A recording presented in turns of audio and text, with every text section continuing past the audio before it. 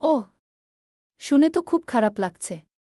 তিনজন বন্ধু ঘুরতে গিয়েছিল আর এমন বিপদে পড়ল। আচ্ছা, তাহলে শোনো সেই তিন বন্ধুর গল্প।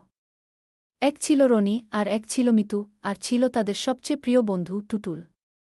একদিন ওরা ঠিক করল, অনেকদিন হলো কোথাও ঘুরতে যাওয়া হয়নি, চলো আজ কাছে পিঠে কোথাও থেকে ঘুরে আসি।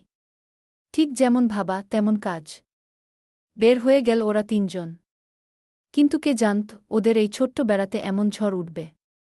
প্রথমে হালকা বাতাস, তারপর শুরু হলো তুমুল বৃষ্টি।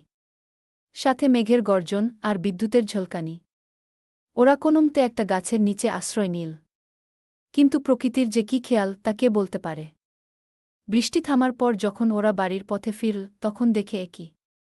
ওদের সাজানো গোছানো ঘরবাড়ি সব যেন ঝড়ে উড়ে গেছে। চাল নেই, দেওয়ালও নড়বড়ে। ওদের প্রিয় জিনিসপত্র সব লণ্ডভণ্ড। রনি বলল, একদম সব শেষ হয়ে গেল। মিতু হতাশ হয়ে বলল, কিভাবে আবার সব ঠিক করব।